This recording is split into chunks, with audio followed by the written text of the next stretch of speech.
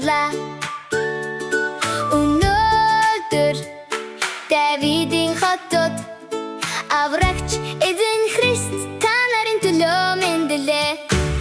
Бүхнийг магтъя, дэрүүндэрт алдарн бурхан байх болтугай.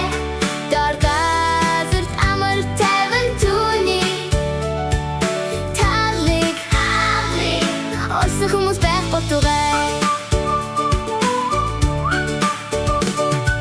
Та нар тэжээлийн онгоцонд байгаа даван дүлгийцэн ял хүүхдийг олж харна. Энэ нь та нарт тэмдэг болно гэлээ. Гинэ дөнөртин гэрэл чи хамт